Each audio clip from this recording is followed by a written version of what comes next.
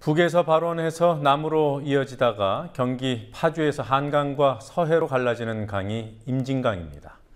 강 하구가 뚝으로 막혀 있지 않아서 자연 그대로의 모습이 남아있는 임진강에 정부가 4대강 사업과 유사한 대형 준설 사업을 추진하고 있습니다. 홍수 예방을 위해 필요하다면서 2천억 원이 넘는 예산을 투입할 계획입니다. 뉴스K가 임진강 준설의 타당성이 담긴 국토부 자료를 분석해봤습니다. 기본 데이터를 신뢰할 수 없는 엉터리였습니다. 국토부 자료와 전혀 다른 내용을 담고 있는 국토부 산하연구소의 보고서도 찾았습니다. 김지혜 PD가 취재했습니다. 민간인 통제구역에 포함돼 아직 개발의 손길이 미치지 않은 경기도 파주시 임진강 일대. 이곳은 환경부가 최우선으로 보전해야 하는 곳으로 지정할 만큼 생태와 환경 보존 가치가 높은 지역입니다. 하지만 지금 임진강에는 4대강 사업과 유사한 대규모 준설 사업 바람이 불고 있습니다. 임진강 거곡마정지구 하천정비공사를 추진하는 주체는 국토교통부 서울지방국토관리청. 서울국토청은 과거 이 지역에 자주 발생했던 홍수 피해를 줄이기 위해 이 사업이 필요하다고 설명합니다. 실제로 임진강 하류에 위치한 파주시 문사릅 일대는 지난 1990년대 말 3차례 큰 물난리를 겪었습니다. 3차례 홍수에서 발생한 재산 피해액만 2천억 원 이상, 사망자도 45명이나 됐습니다. 그런데도 지역 농민들은 홍수를 막겠다는 사업에 반대합니다. 이 사업을 홍수 대비 사업으로 보지 않기 때문입니다. 실제로 임진강 주변에는 홍수 대비용 제방이 지속적으로 건설돼 왔고 이미 건설된 제방 대다수의 높이는 100년 단위 홍수가 났을 때의 수위보다 높은 상태입니다. 지난 9월 국토청이 진행한 주민공청회에서도 불필요한 사업에 반대하는 주민들의 인식이 표출됐습니다. 추수까지 미뤄두고 이 자리에 참석한 농민들과 환경단체 등이 공청회장 무대를 사실상 점거하면서 공청회는 무산됐습니다. 도대체 이 사업이 누구를 위한 사업입니까? 이 사업은 누구에게도 도움이 되지 않는 사업이기 때문에 반드시 중지돼야 되고.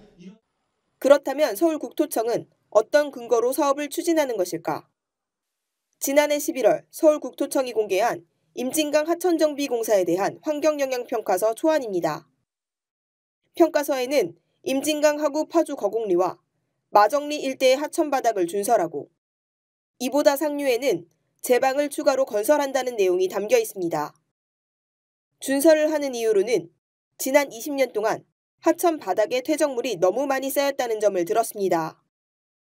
환경영향평가서에 따르면 이 지역의 하천 바닥 높이는 지난 1992년부터 매년 11cm씩 2011년까지 20년 동안 약 2.2m나 상승했습니다.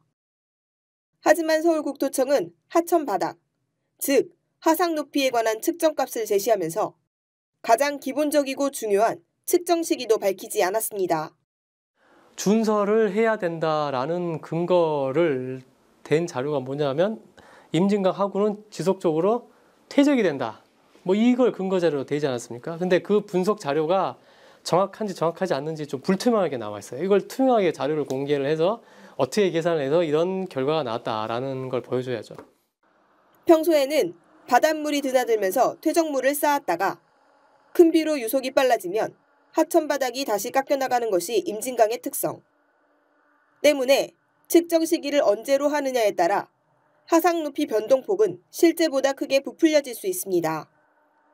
측정 시기를 의도를 가지고 선택하면 서울국토청과 정반대인 자료를 제시할 수도 있습니다. 2000년부터 2004년까지 4년 동안 하상 높이가 어떻게 변했는지를 보여주는 그래프입니다. 측정 지점마다 정도의 차이는 있지만 대부분의 경우 오히려 4년 전에 비해 강바닥이 침식됐습니다.